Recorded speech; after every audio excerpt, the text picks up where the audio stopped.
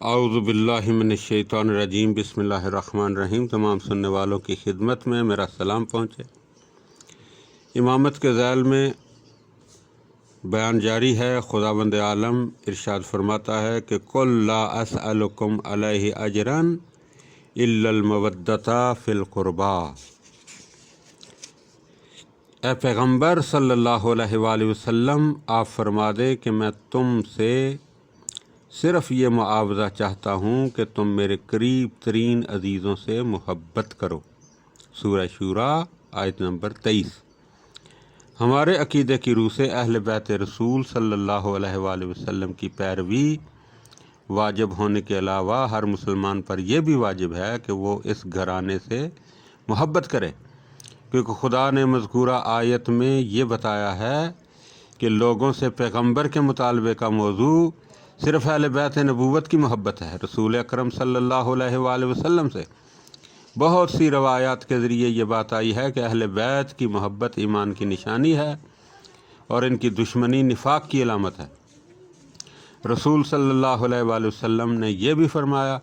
کہ جو ان سے محبت کرتا ہے خدا اور رسول اس سے محبت کرتے ہیں، اور جو ان سے دشمنی کرتا ہے خدا اور رسول اسے اپنا دشمن سمجھتے ہیں۔ یہی نہیں بلکہ اہل بیت کی محبت واجب ہونا تو اسلام کی ضروریات میں سے ہے، اور اس بات میں نہ کوئی شک کر سکتا ہے اور نہ ہی اس کی تردید کی جا سکتی۔ مسلمانوں کے مختلف فرقے اس بات پر متفق ہیں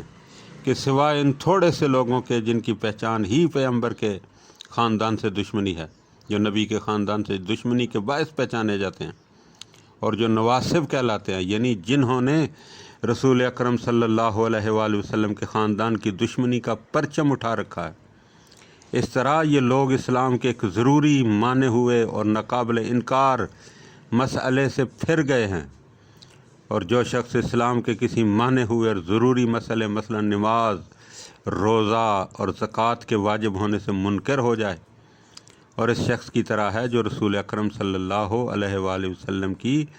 نبوت ہی سے انکار کر دے، بلکہ اصل میں ایسا شخص پیغمبر اسلام صلی اللہ علیہ وآلہ وسلم کی ذات ہی سے انکاری مانا جائے گا،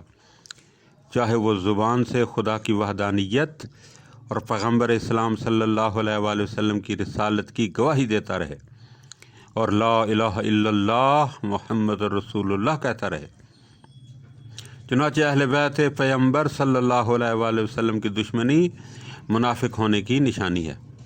اور ان کی محبت ایمان کی علامت ہے، اور ان سے دشمنی خدا اور پیغمبر سے دشمنی۔ اس میں شک نہیں ہے کہ خدا نے خاندان نبوت کی محبت بلا وجہ واجب نہیں کی ہے، بلکہ ان کی محبت اس لیے واجب کی گئی ہے کہ یہ لوگ خدا کے حضور میں اپنے بلند مرتبے اور نزدیکی کے لحاظ سے نیز شرک کی نجاست اور گناہ کی آلائش اور تمام معاملات سے جو خدا کی رضامندی اور نیکی سے دور رکھتے ہیں، اپنی دوری اور طہارت و پاکیزگی کے باعث اس دوستی اور محبت کے لائق اور مستحق ہیں۔ اس کے معنی یہ نہیں نکالے جا سکتے کہ خدا کسی ایسے شخص کی محبت واجب کر دے گا جو گناہ کرتا ہے اور خدا کا حکم نہیں بجا لاتا، کیونکہ خدا کسی سے بلا وجہ قرب اور دوستی نہیں رکھتا، بلکہ تمام انسان کسی چھوٹ کے بغیر خدا کی تمام مخلوقات اور بندوں کے برابر ہیں۔ خدا کے نزدیک ان میں سے سب سے زیادہ محترم وہ ہیں جو تقوی اور پرہیزگاری میں بڑے ہوئے، جیسا کہ خود قرآن پاک میں خداوند عالم نے ارشاد فرمایا کہ ان اکرمکم عند اللہ اتقاکم۔ اب ذرا انسان غور کرے کہ پیغمبر کی امت میں پیغمبر کے بعد متقی ترین اور با تقوی ترین اور عبادت کے لحاظ سے آگے بڑھے ہوئے اور سخاوت کے لحاظ سے آگے بڑھے ہوئے اور شجاعت کے لحاظ سے آگے بڑھے ہوئے، یعنی جتنی بھی انسان کی اچھی صفات ممکن ہیں وہ تمام صفات کے مالک اگر کوئی عظوات مقدسہ ہیں تو وہ اہل بیت رسول یعنی ائمہ اطہار علیہم السلام ہیں۔ چنانچہ خدا جس کی محبت تمام لوگوں کے لیے واجب کرتا ہے وہ تمام انسانوں میں سب سے اہم پرہیزگار اور اچھا ہے، ورنہ وہ دوسرے کی محبت اور دوستی واجب کر دیتا، یا کسی وجہ، غرض اور استحقاق کے بغیر صرف لالچ اور حماقت سے کسی کی دوستی واجب کر دیتا۔ لیکن خدا کے متعلق اس قسم کا خیال بالکل درست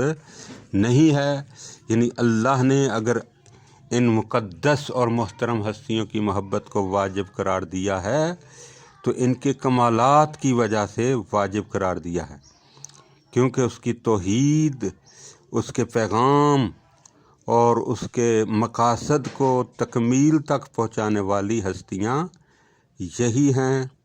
اور ان ہی ہستیوں نے اپنے کردار، اپنے افکار، اپنی رفتار اور اپنے طریقہ کار سے لوگوں کو بتایا کہ یہی وہ ہستیاں ہیں جو اپنے زمانے میں خدا کی جو ہیں وہ محبوب ترین ہستیاں ہیں۔ اللہم صلی علی محمد و آل محمد۔